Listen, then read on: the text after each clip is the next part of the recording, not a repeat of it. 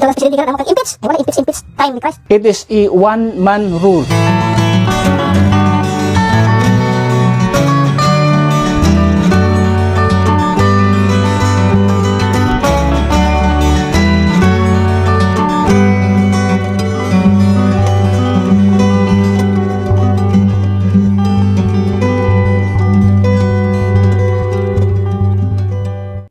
Okay, 2 Corinthians chapter 2 verse number 17. Kung masahan din sa yung mga mata. For we are not as many which corrupt the word of God, but as of sincerity, but as of God, in the sight of God, speak we in Christ. So, ato makita sa tuwang gibasa diha. According to the Apostle Paul, for we are not as many which corrupt the word of God. So there are many people nga ginakorrupt ang pulong sa Dios ug mo ato ang pagdagad karon. And nganong ilang ginakorrupt ang pulong sa Ginoo? Because they hated this book, no? Napungot sila ini nga libro. O nga atong pagkasigutan ni kabuntagon, the 7 reasons why the King James Bible, so the KJB is King James Bible. Now, why the King James Bible is the most hated book sa tibuok kalibutan. Ang King James Bible, especially in this time period, karon sa tuang panahon, na sa gitawag og apostasy nga gakahitabo. Ingani ka rampant ang batasan sa tao karon, labi na sa mga gitawag so-called Christianity nga nagpakaaron ingnon nga makristohanon kuno, pero mga gitawag og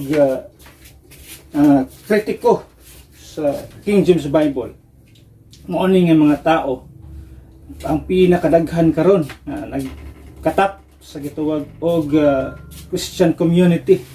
Nagpailaila pod sila nga mga Kristohanon, nga mga anak po kuno sa Ginoo, but they hated this book. Kining matuhan na kapungtan nila ni ang mao nga Biblia. So the King James Bible, ato ang pagasigutan ng kabuntagon, is the most hated book, while the King James Bible is the most beloved book by the real Bible believers, no? Kanato nga mga real Bible believers, it is most beloved. Ato na siyang gina-treasure, ato na siyang ginahigugma, ato na siya pinaka dearest things ato ang partes kinabuhi is ang King James Bible. But it is also the most hated in the world, especially in this modern era, in these days of gitawag og apostasy. Mao ni ang hitabo. It is the most hated book or hated in the world, kining King James Bible. So that is more evidence that the King James is the Word of God, because we would expect Satan and those he has deceived to attack the pure Word of God. So, expected, it is because this is the Word, the very words of God. So, therefore, ato makita diha, Satan and his cohorts will attack the purity or the pure words of God. So the question is, are we heretics? Kita ba nga mga Bible-believing Christians who uphold the King James Bible as the inspired and preserved Word of God? Kita ba mga heretic? O kita ba sama sa gisulti nila mga heretic or heretics? Now, to believe that the King James Bible is the inspired Word of God is considered heresy by certain religious leaders.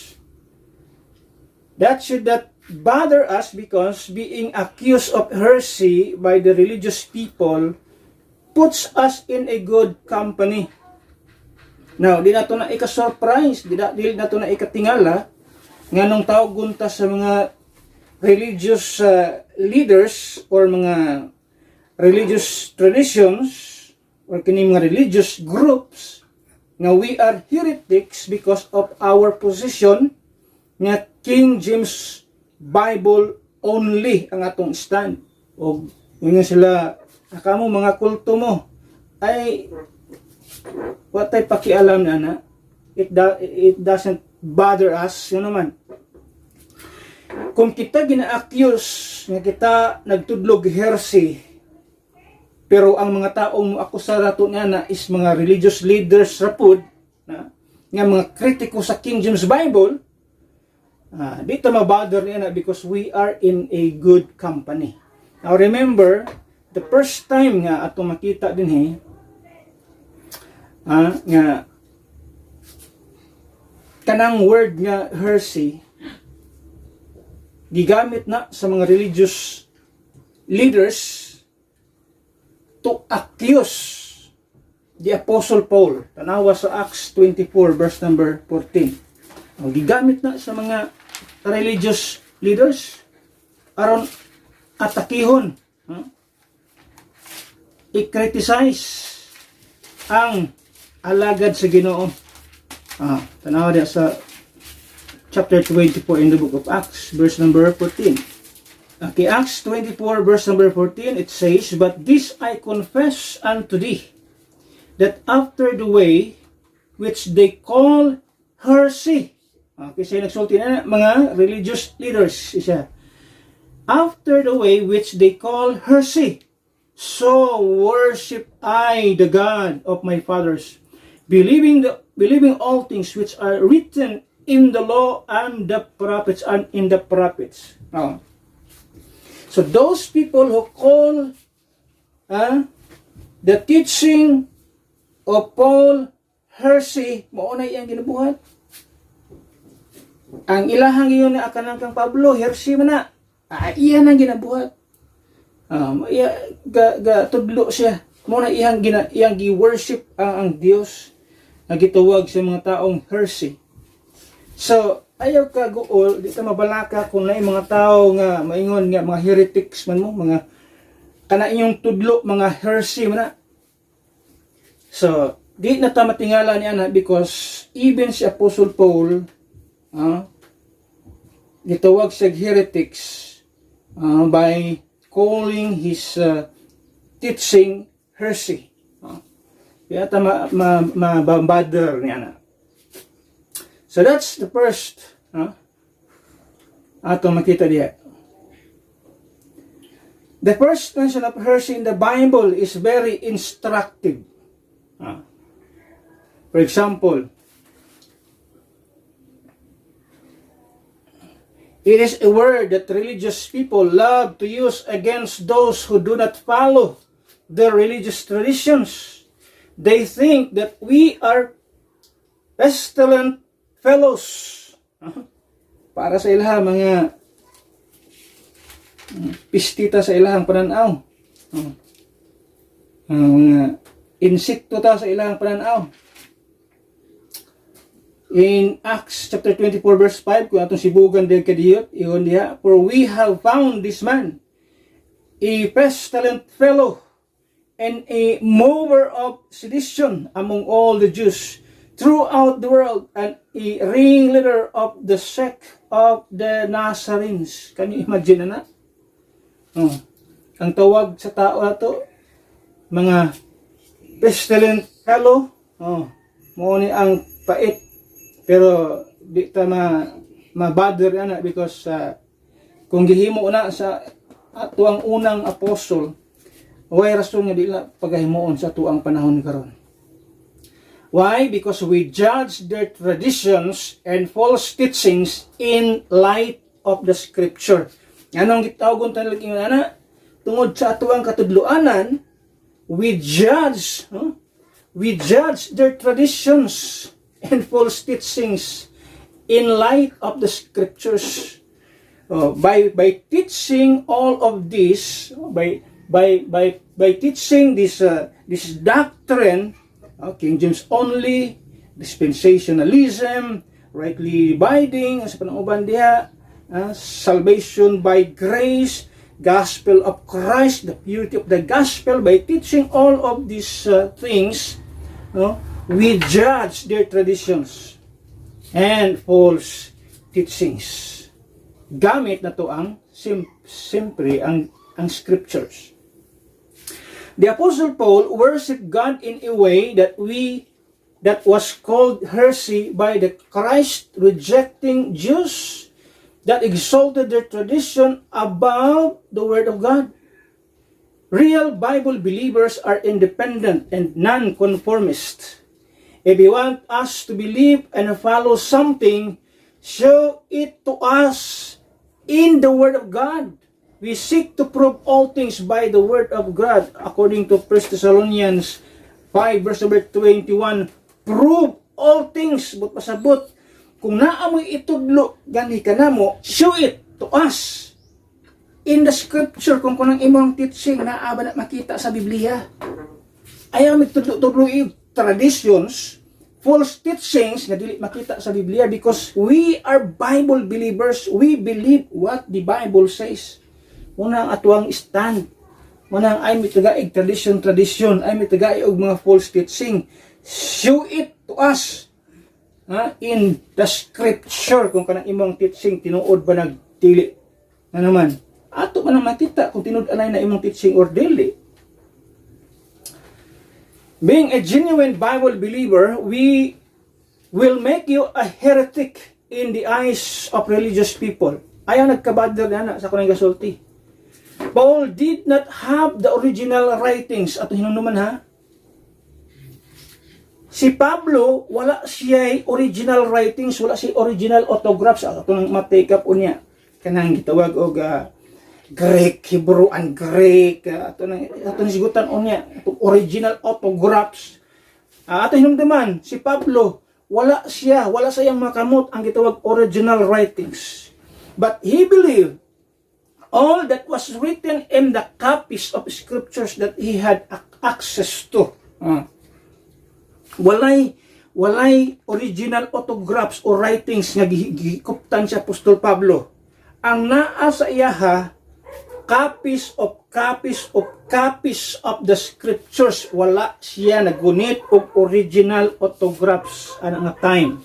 But ato makita diha, 100% ang ihang faith, ang ihang pagtuo sa Biblia or sa scriptures kayang gigunitan ana nga time.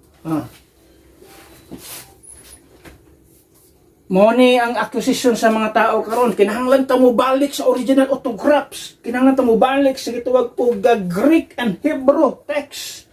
Muna ilahang gitawag pasundayag sa mga tao. Nagpaila ba nga ang ilang gi-promote nga mas manggialamon sila because they knew sa gitawag og Greek, Hebrew, and Greek text. Muna ilang gustong i-promote, muna gustong ilang i-portray sa ilang mga listener nga we are kining gitawag studious nga klase sa tao, we are gitawag og Bible kining gitawag og scholars.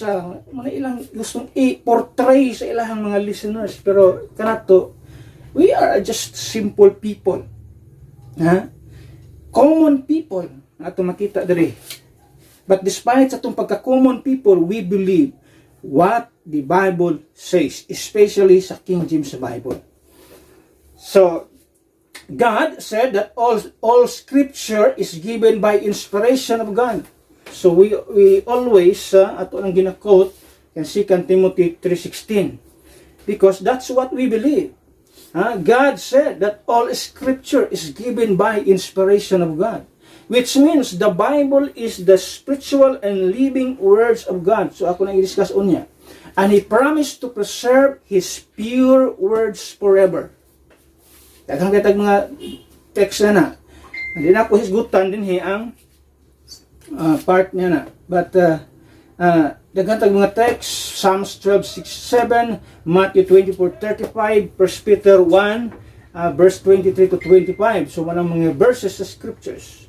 So therefore, there must be a perfect and infallible Bible available today for the English speaking people. It is the King James Bible. Oh, we are not speaking English people, but we understand English.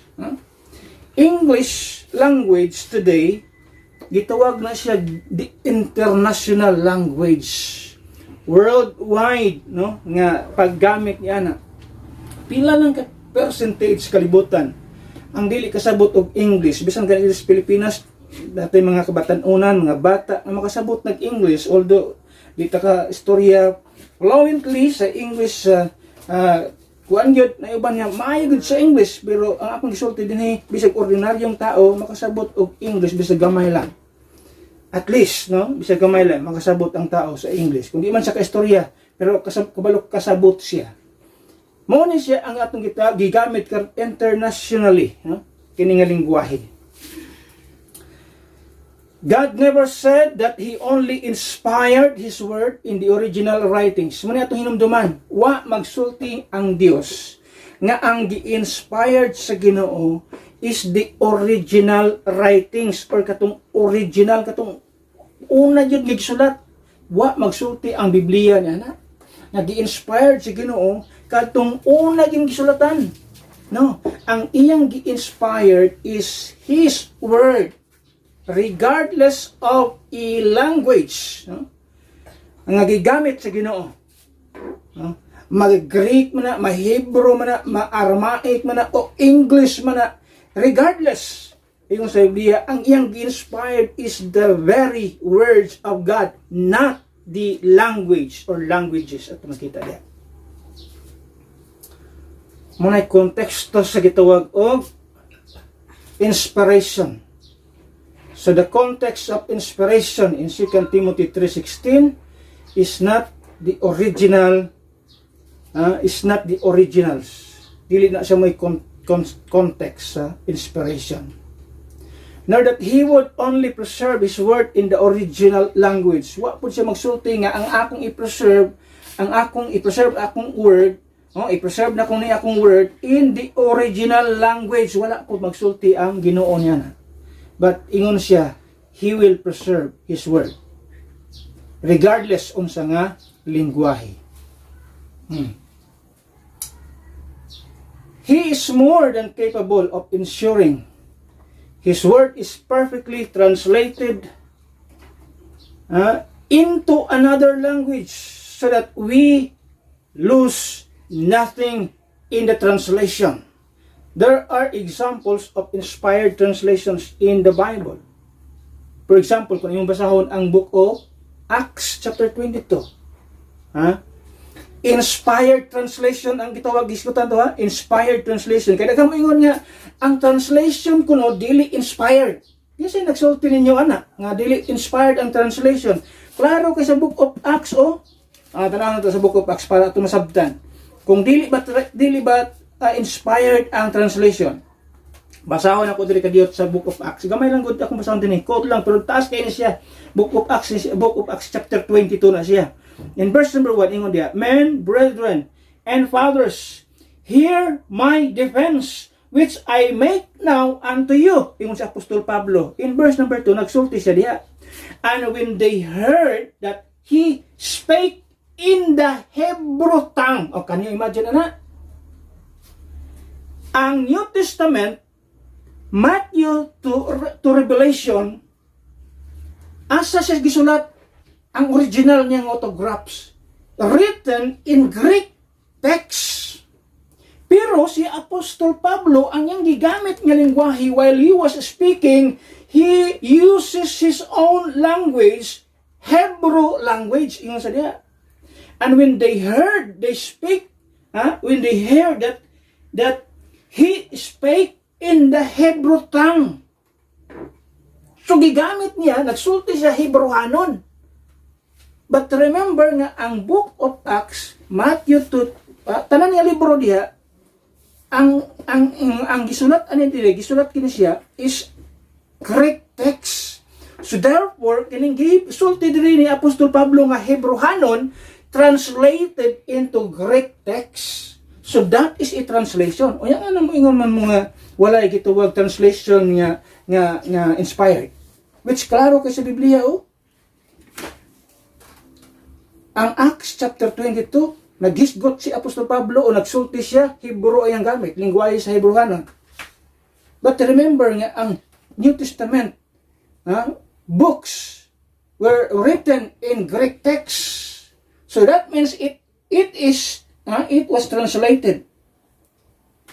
O niya, kana bang gisulti ni Apostol Pablo diha, kay translation na siya, dili na siya inspired. Oh, come on. These people, kining mga Bible or King James Bible critics, mga deceiver sila. They deceive their people.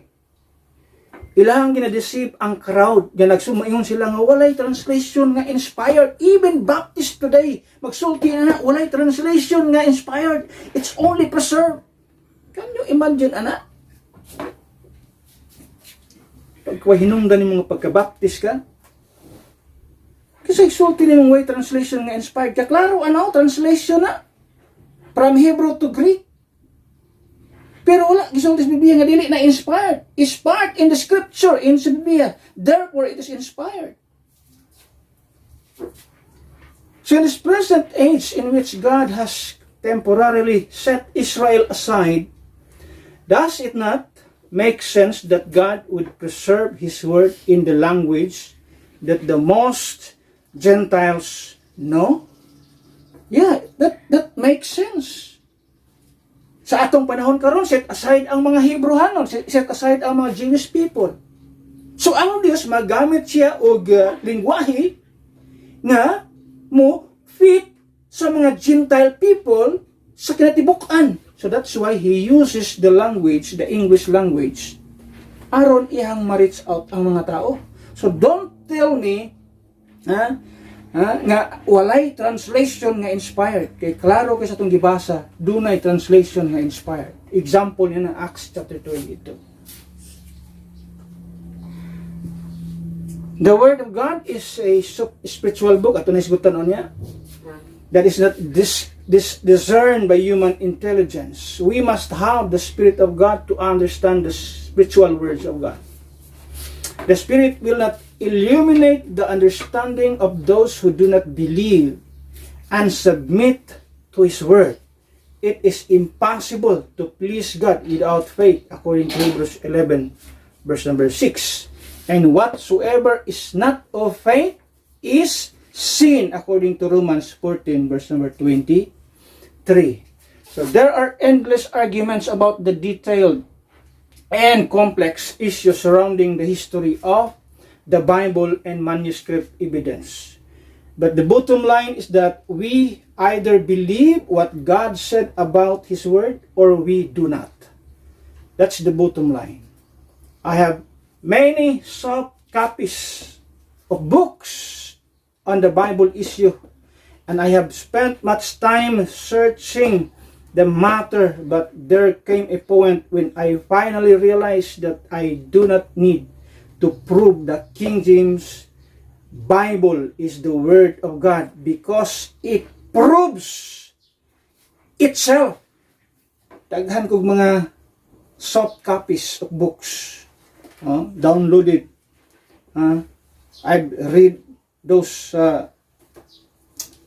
soft copies of books regarding sa gituwag og King James Bible issue. Pero kita na ko, the King James Bible doesn't need my defense.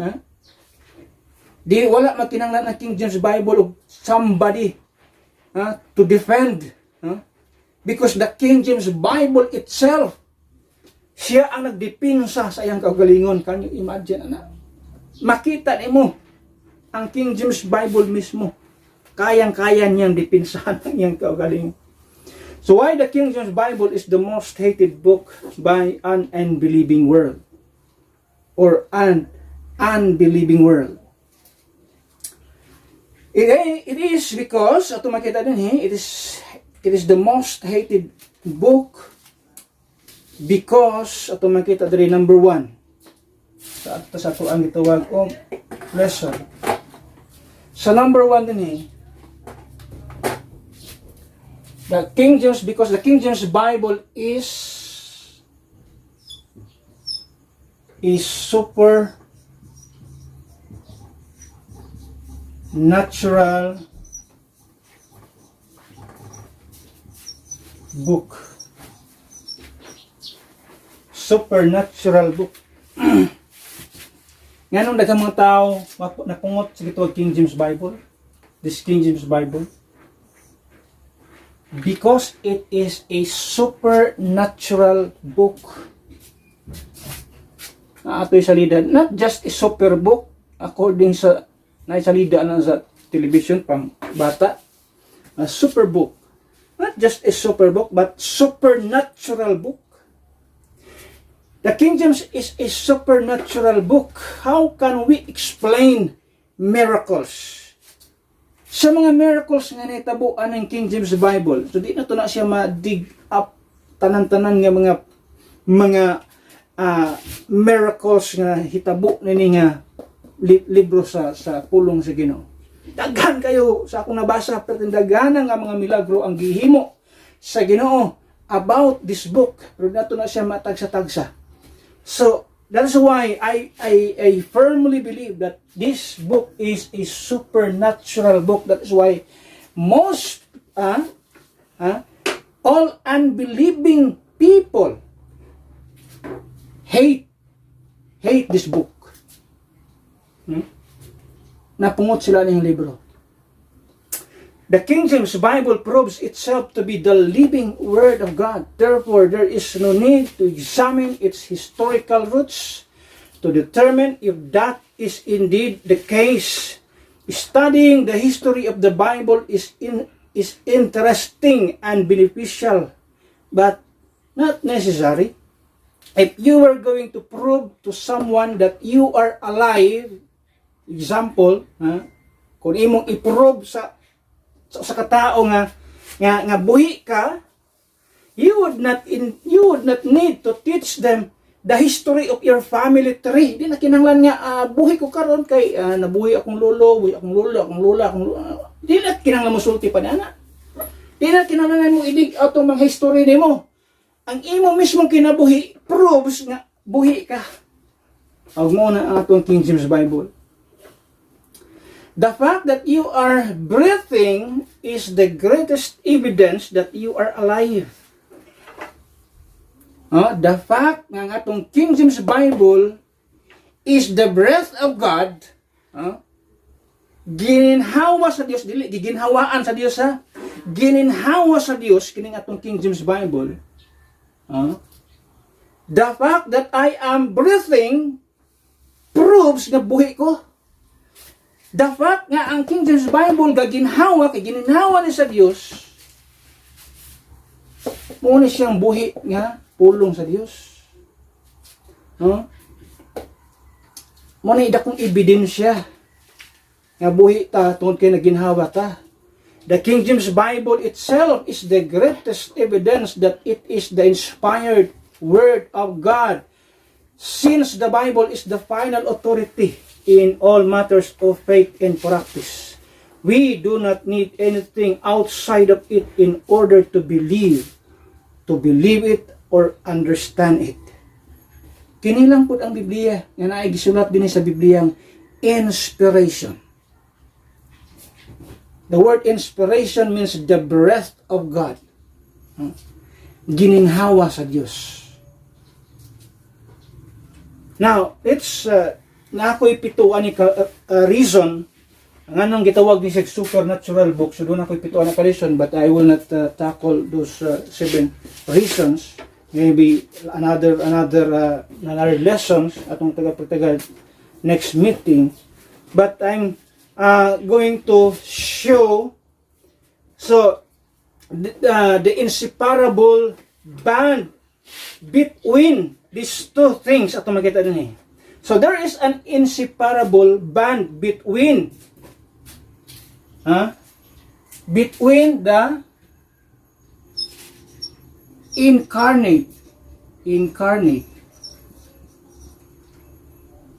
incarnate word, so the W, the incarnate word of God, and inspired word of God. So kanang duha ato tagag pagtagat, there is an inseparable bond. Dili pwede nimong bungkagon. Nakadikit na silang duha. The incarnate word of God and the inspired word of God. The incarnate word of God, that means God manifest in a body, or should I say flesh? Kita. Flesh. God manifest in a body or flesh, while the inspired word of God, God manifest in a book.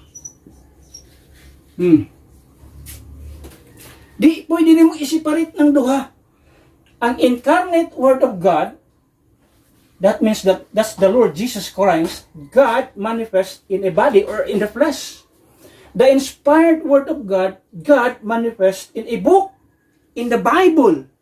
Di nimo na pwedeng bulagon kanang duha. Kanang duha ka text, 1 Timothy, yung tanawon, 1 Timothy 3:16, una. Ang ikaduha, 2 Timothy 3:16. Can you imagine, ana? Sa duha ka text. Tanong to, una, 1 Timothy 3:16. Ang ikaduha, 2 Timothy 3:16. Ang tanong to na. Ang 1 Timothy, at ta sa gitawag og 1 Timothy una. 1 Timothy 3:16. Yan dia.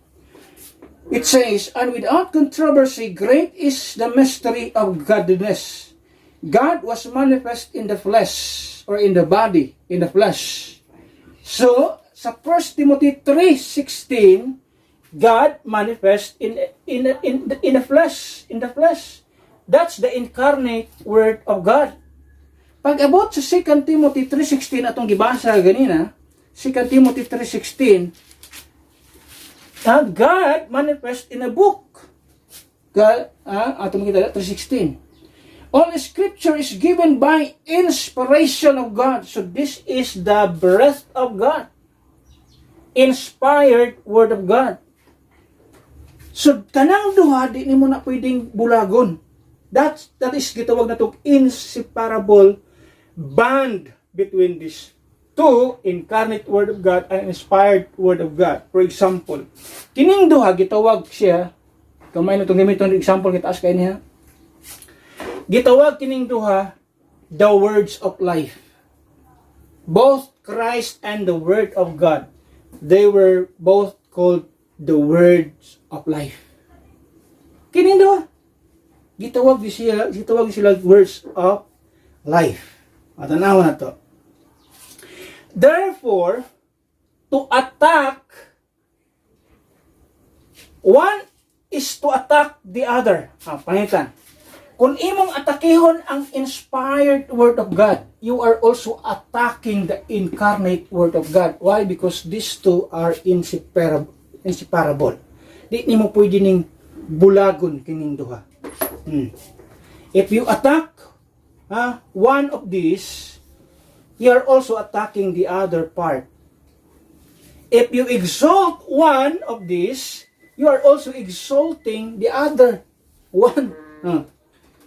So we have a supernatural Savior. For example, He was supernatural in His conception.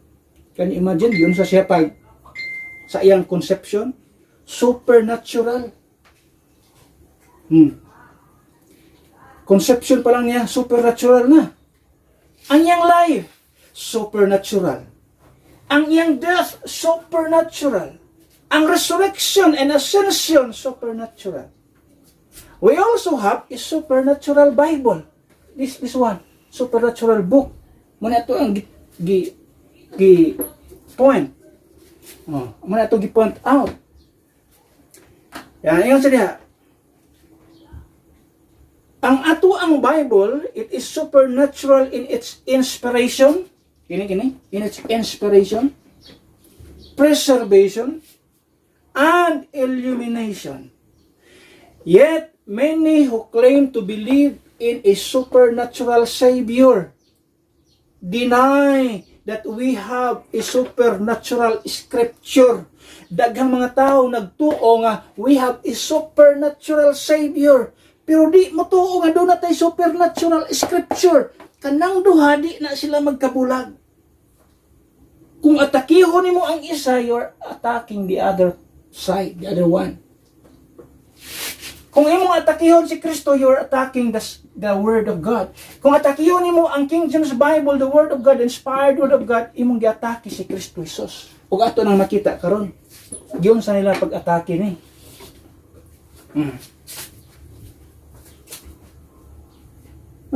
Di ko kasabot din yung mga tao, mga Kristohanon, mag-claim-claim mga Kristohanon, kritiko sa inspired Word of God, sa King James Bible. If you are a critic sa gitawag King James Bible, the inspired Word of God, then you are a critic of Christ. Kritiko po ka ni Kristo Jesus. Kaya kanang duha di na magbulag. They mock us for believing that we have a perfect Bible given by inspiration of God, and yet they claim to believe in the virgin birth, sinless life, miraculous ministry, vicarious death for all sinners, His bodily resurrection, and ascension back to heaven. Yaga-yagaan to nila nga, ano matawanan na, nagtuo na sila, inspired ko ng ilang King James Bible, pero nagtuo sila virgin birth of Jesus Christ. Nagtuo sila sa gitawag og mga sinless life sa iyang pagkinabuhi sa kalibutan. Nagtuo sila sa mga miraculous ministry ni Jesus Christ during His earthly ministry. One of the common attacks against the King James Bible is the personal and doctrinal flaws of the King James that authorize its translation and of the translators themselves. So muna ilang atake, common na nilang atake sa King James Bible. Ang personal and doctrinal flaws sa hari. Sa hari si King James. Ila itong ginatake si King James.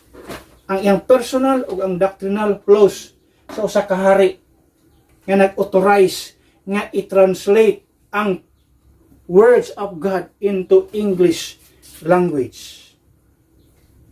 They claim that KJV is just an archaic 17th century Anglican translation. After all, how could imperfect men produce a perfect Bible? The answer is that they did not. Kaya ilang karong argumento, how can, iyon sila diha, how could imperfect men produce a perfect Bible? Unsaon man kuno pag-produce sa mga tao nga imperfecto, unya makaproduce sila perfecto nga Biblia. Ang tubag, dili sila, kundili ang Dios. They are not. Those translators are just merely instruments, but God Himself mooy nag-translate niini nga pulong sa Dios. They were just simply an instrument sa proyektos Ginoo. And He did it, at hinumduman, God did it through them. Gihimo niya ni, pinaagi nila. What about the original writings? For example, question, si Moses ba, si Paul, have any flaws? Kaya mga tawhan na bitaw nga makritiko sa King James Bible, i-question nila ito mga translator. Kung saan man kuno pag-produce sila perfect nga Biblia, nga di man sila perfecto. Pangutana, sila Moses, sila ni Paul, tanan nga mga writers sa Bible, wala ba sila mga flaws? Perfecto ba sila nga tao? Of course not. They still, mga dili to perfecto nga mga tao, mga makasasala to. Kung imong tanawon ang ilang kinabuhi, si Moses, for example, daghan siya nasulat sa Biblia. Pero unsa iyang kinabuhi? Maayo ba? Nakapatay gani siya? Si Pablo, kinsa siya isang kinabuhi? Gipapatay niya si Stephen. Perfecto ba nga tao? Dili. Pero nganong gigamit sila sa Ginoo aron masulat sa Biblia? Ini yung matawanan kanang mga kritiko sa King James Bible para lang na ikakritiko. Na ikakritik. Para lang bang na ikasulti. Parehas lahat ng tanang tao. Bisan pa itong mga Bible writers, sama nila Moses, sa mga apostles, bisan pag sila, parehas to sila mga makasasala to nga mga tao, but still, ang Diyos gigamit sa ilaha, bisag sinful sila silang pagkatao, pero gigamit sila as instrument aron masulat ang iyang pulong. Yung klase sa mga tao. So many of the personal attacks on the King James or on King James, sa pagkatao ni King James, baseless slander. Bisa kung saan lang itawag nila kang King James, King James bayo to, King James di tuluwas, suhat. Kung muna inyong pagtuo. Pero I'm not telling yung tinuod ng ilang mga accusation. Kaya daghan ng pamatuod, gadili na tinuod anay. They were just merely accusation. Pero ginatake nila nga. Para makredit nila nga, tinuod ang ilahang pagsulti nga, walay perfecto nga Biblia. So kung way perfecto nga Biblia, pati ang original autograph, dili perfecto. Kay way perfecto nga tao. Moses is not perfect. Ang mga apostles, they are not perfect. So walay perfecto nga Biblia. Even the original autograph. Anong mudagan mo sa original autograph? So anong mudagan mo sa Hebrew text and Aramaic sa patuoban din na. Nga puros man tanga walay perfecto nga tao. But still atong yung kita diha gigamit sa Ginoo aron madayag ang iyang pulong.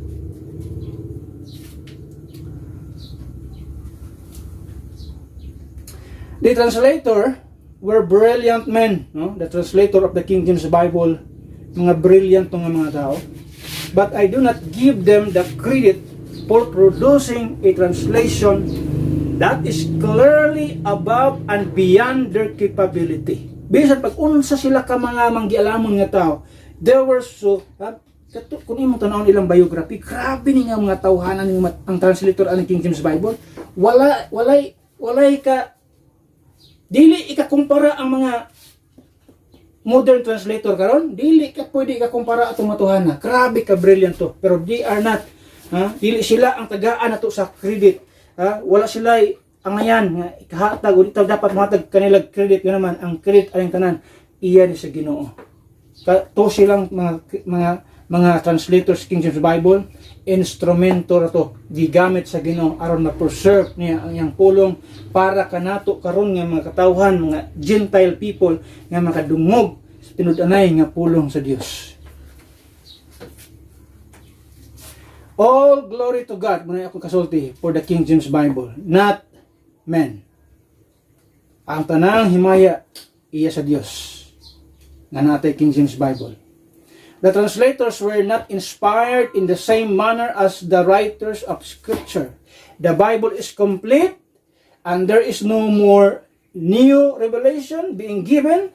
However, they were led of the Spirit and inspired in the sense of the only other time the word inspiration is used in the Bible. especially in the book of Job 32:8. Tanawa sa Job 32:8. That verse gigamit gyapon ang word yang inspiration. Ug unsa ka importante ang inspiration sa tao? Tanawa sa Job 8:32 verse number 8 ingon diha. But there is a spirit in man. Can you imagine ana? There is a spirit in man. And the inspiration of the Almighty giveth them understanding. See? Ang inspiration sa Ginoo is a constant thing. Nga naman, kung walay inspiration ang Ginoo sa tao, di ka kasabot. Kung walay Holy Spirit nga mo inspire sa tao, mo buhi sa tao, sa iyang espiritu nga patay, without the inspiration of the Almighty, walay pagpanabot ang tao. That is why importante kay inspiration sa Ginoo. Ang inspiration is a constant. Why? Because it is the breath of God. Di ka pwedeng mo na ginhawa. Or else, patay ka. Muna sa atong kinabuhi karon, makasabot ta sa Biblia, sa pulong sa himsik, ordinaryo ta nga tao, masabta na to because we have the Spirit of God. We are inspired. There's an inspiration that giveth understanding.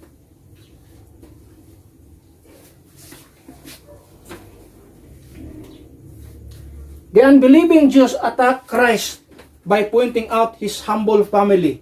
Unsay gihimo sa mga Hudiyo? Unsay giatake ni Kristo sa mga Hudiyo? Unsay gigamit nga pag-attack? Gigamit sa mga Jewish people, atakihon ang family, ang genealogy, ang iyang pamilya mismo.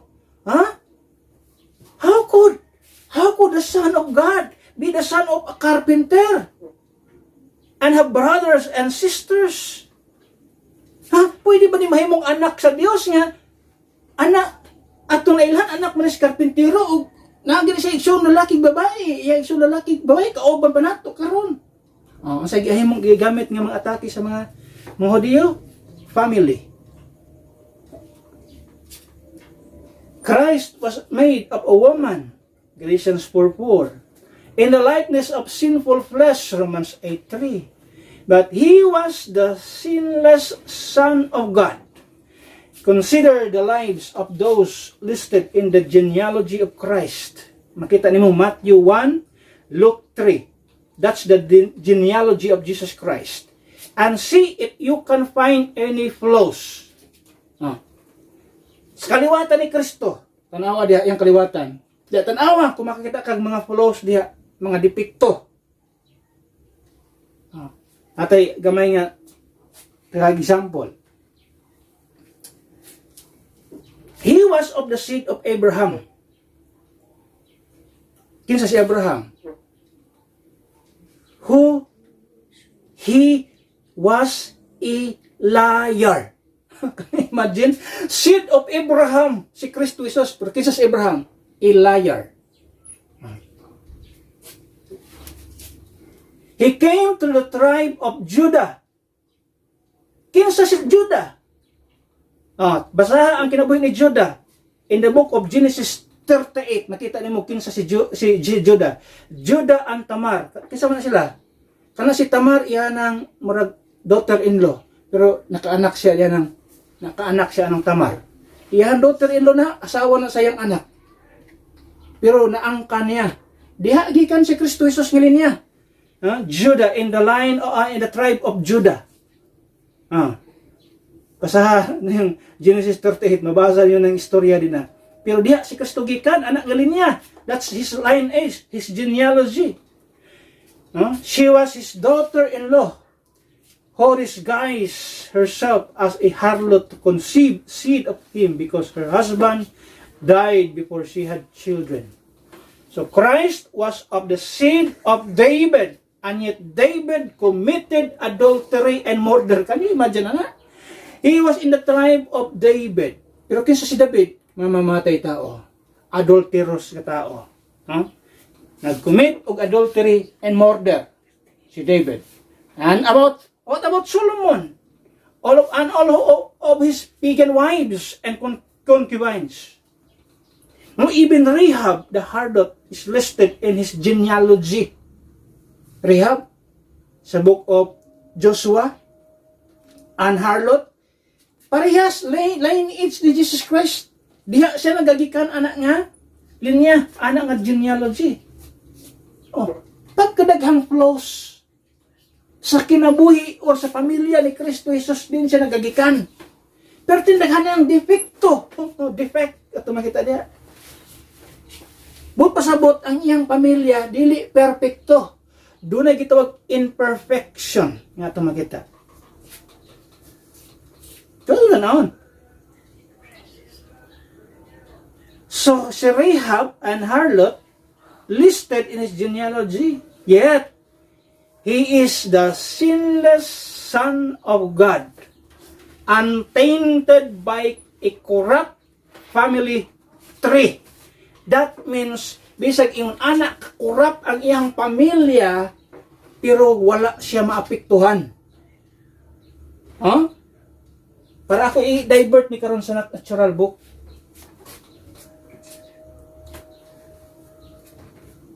And the King James Bible is a pure Bible. The King James Bible is the pure Bible, pure book, untainted by the men God used to translate and publish it. Kung si Kristo man gani, the incarnate Word of God, wala man gani siya naapektuhi sa pagkakurap sa iyang pamilya. Nagpabilin siyang sinless. Di ba pwede nga ang words of God magpabilin po nga pure? Bisan ang gigamit nga mga translators, mga imperfect nga mga tao, mga corrupt po nga mga tao. Di ba pwede nga magpabilin po ang words of God nga pure and perfect despite of the imperfection sa mga translators sa King James Bible? Kaya di man mo na masiparate ng duha, Jesus Christ and the words of God. Di ka makasiparate na na. Taas ka niya itong mensahe ba? One pa ganita. Na, yun yung moment ron. Ito magdugay. Number 2. Not only it is a supernatural book. Number 2, it is a Savior exalting book. Supernatural book. Number 2, Savior exalting book. It is only the King James Bible exalt Christ sa pinaka-posisyon na dapat siyang exalt. All three members of the Godhead are equally God, but respectful to its persons. It is clear in the scriptures that Christ was sent to glorify the Father, and the Spirit was sent to glorify the Son. John 7:14 to 18. Daghan pa rin bersikulo. The Holy Spirit who inspired the scripture glorifies the Son of God, who is central in all the scripture. Therefore, we know that any Bible that denies the deity of Christ or diminishes Him in any way is not of God.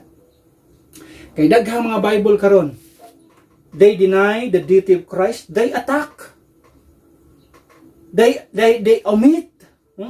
They deny, they attack the deity of Christ, the person of Christ, the work of Christ. They attack all of those. Kanang mga modern perversions. Manang, di ta pwede mo gamit anak nga mga version sa Bible nga naman kana nga mga Biblia na giatake si Kristo diha.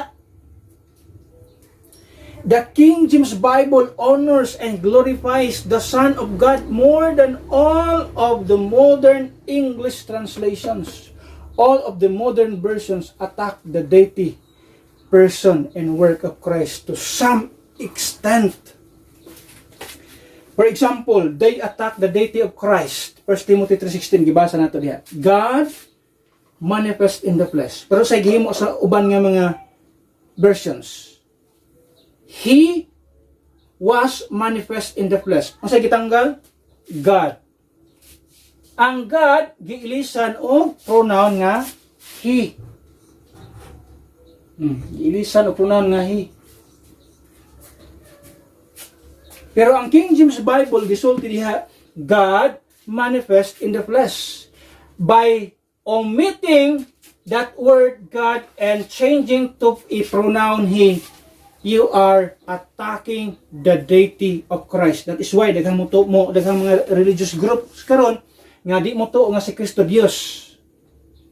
Nga naman, di atake man sa mga modern versions sa Bible. Instead of God, gilisan og He. So saan nila pagkabasa nga ang ilang karon nga ilang argumento nga mali ang King James Bible, tanong to kinsay mali karon. Kana o kana unsa may mystery.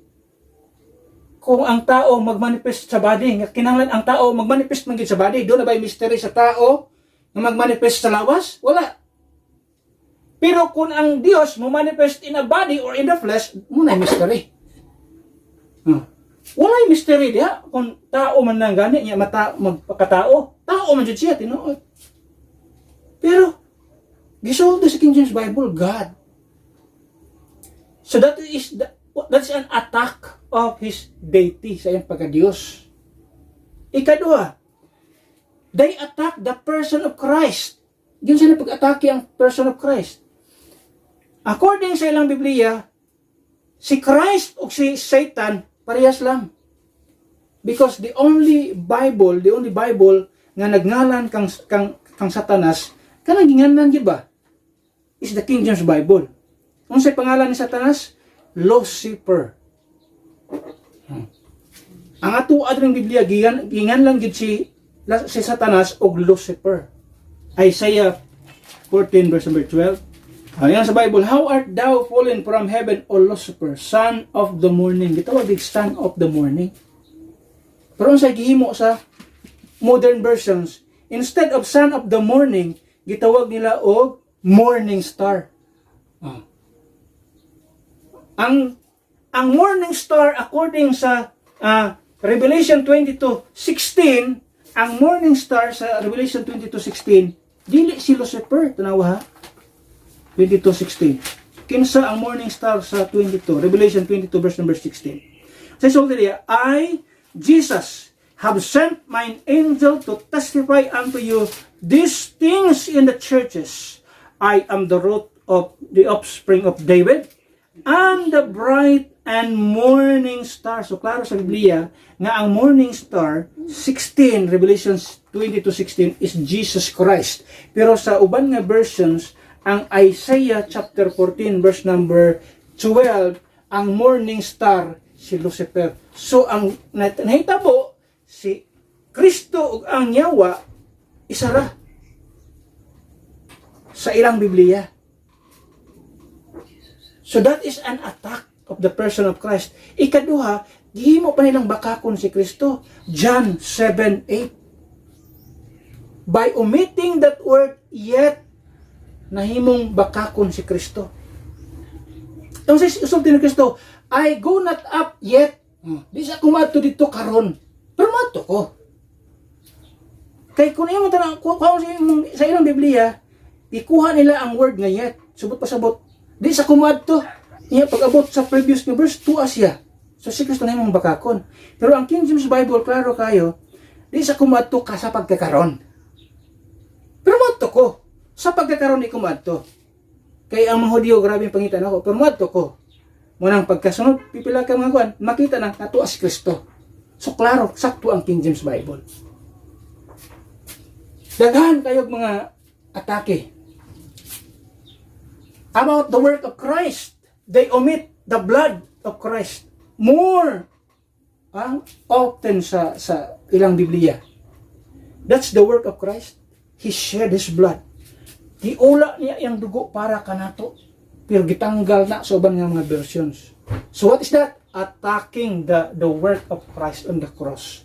Sa iyang pag-shed niya sa iyang blood. Daghan sila kaya mong atake diha. Only the King James Bible mooy nag-exalt kang Kristo. That's why this Bible, the King James Bible, is the Savior, the King James Bible is a Savior exalting book. Pero uban ng mga version, wala. They deny, they blaspheme the Savior, Jesus Christ. So ato makita din ha. Some versions are worse than others, but just one error is serious.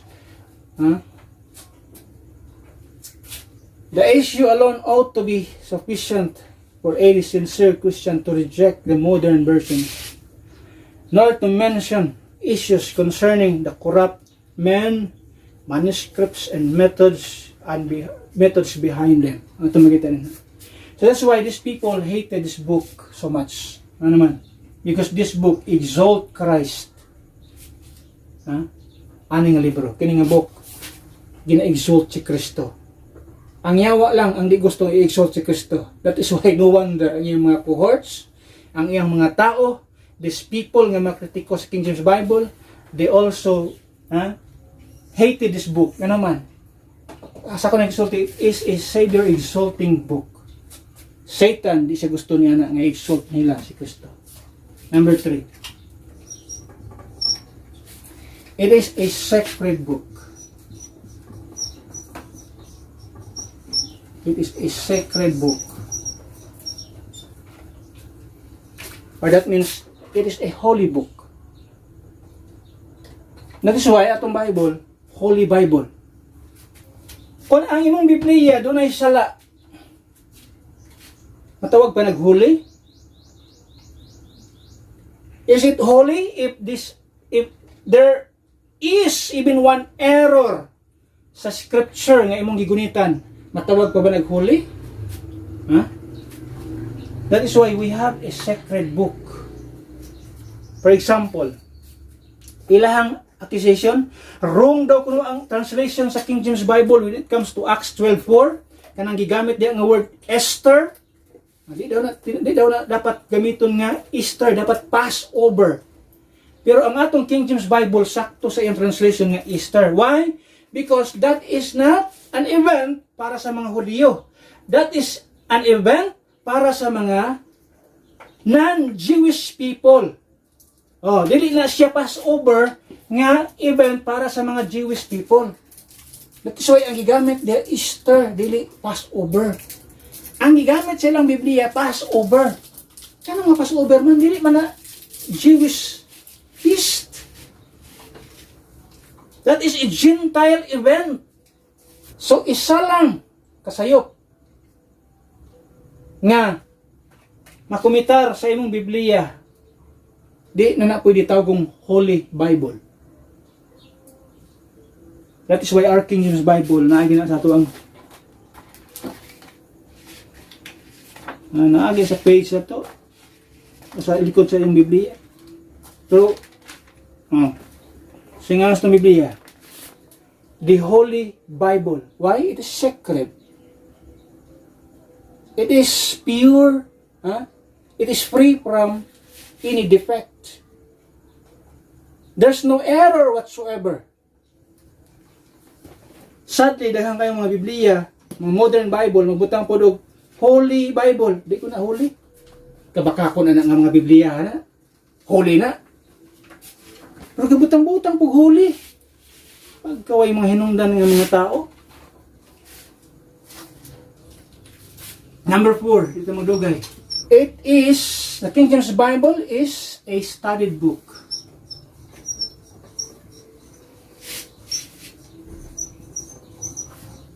Taghan na yung mga tao nagtuon ani. That is why envy, sa envy, ni Satanas o sa iyang mga minions.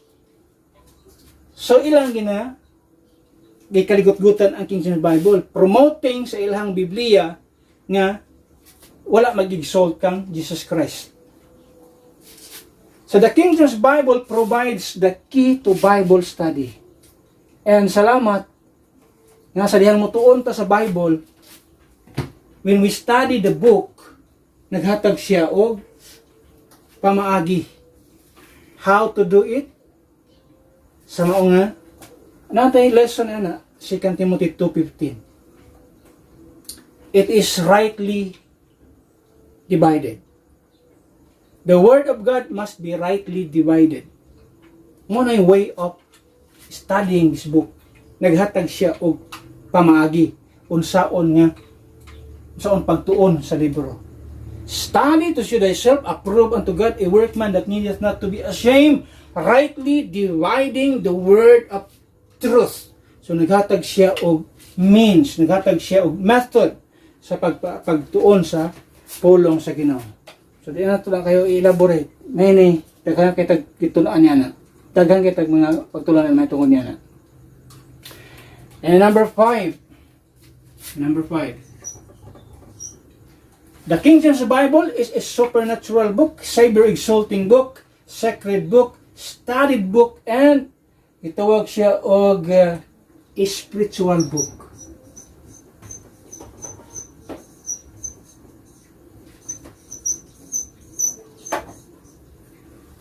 A spiritual book.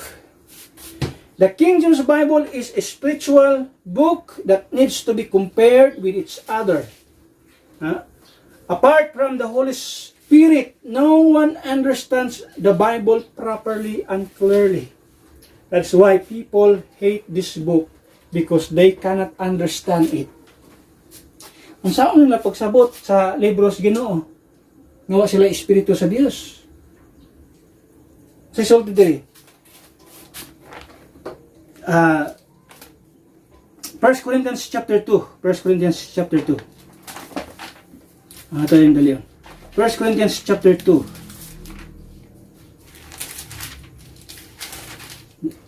Yan ako sugdon sa verse 1. Sugod dito sa verse number 12. Iyan niya. 1 Corinthians 2. 12. Now we have received not the spirit of the world, but the Spirit which is of God. So we have the Spirit of God, that we might know the things that are freely given to us of God, which things also we speak, not in the words which man's wisdom teacheth, but which the Holy Ghost teacheth, comparing spiritual things with spiritual. But not the natural man receiveth not the things of the Spirit of God, for they are foolishness unto him. Neither can he know them, because they are spiritually discerned. But he that is spiritual judgeth all things, yet he himself is judged of no man. For who hath known the mind of the Lord, that he may instruct him? But we have the mind of Christ. So ato makita din ha. A spiritual book, spiritual things must be compared to spiritual. So ang tao nga carnal, ang tao nga gitawag og natural, without Holy Spirit sa iyang kinabuhi, imposibleng masabtan niya ng natural book. Spiritual book, I mean. Tungod kay natural siya, or unsaved nga tao, walay Holy Spirit sa iyang kinabuhi, di siya makasabot nini nga libro. Because this is a spiritual book.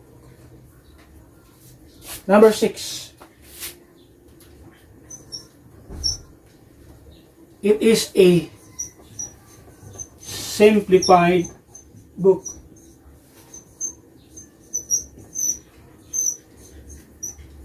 Muna ang tinudanay nga simplified book. Yun ang gitawag nila karon nga kaning amo ang mga new versions, amo ning gisulat, amo ning gitranslate kay among gisimplify ang mga wordings. Pero kung imong tan-awon, pero tindaghanang wordings sa ilang Biblia nga di masabtan.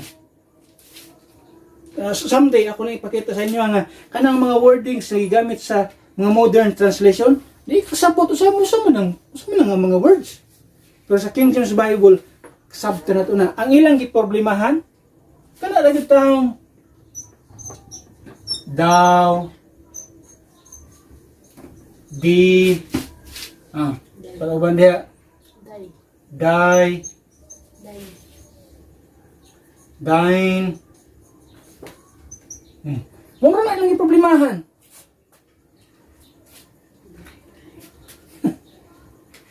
Problema ba uli na? Actually, ang research, according sa research, bisan ang mga grade 6 nga mga batanon, mas dali nilang ma-memorize ang King James Bible i-compare sa new versions of scriptures. According sa study. Na ako'y data na. Kaya magdugay din ha. At least, ato makita nga, this Bible, the King James Bible is common, ha? Ato makita niya. The King James Bible is received by the common people. Ordinaryong farmers sa dito sa England, sa Europe, ordinaryong farmers, fishers, ordinaryong mga tao. Oh, kasabot sila. Kasabot sila nini. Pero ang mga tao nga nagreklamo, luma na ng English na. Pero dili mo reklamo magbasa sa libro ni Shakespeare. Magbasa sa libro ni, parehas naman Shakespeare nga libro, ingon ani nga wordings, poetic. More on poetry. Pero wala man sila nireklamo. Luma na ng libro ni Shakespeare. Magamit na yung gyapon. Mas may kalainan sa libro ni Shakespeare o sa libro sa Ginoo. Although ang kalainan niya, this is the book of God. So nangita lagi sila rason para ilang ma-accuse ang King James Bible. That is just. Ilang gitawag bag pamaagi niya, ilang lang yun nga maakusahan ang King James Bible. Why? Because they hated this book. Number 7.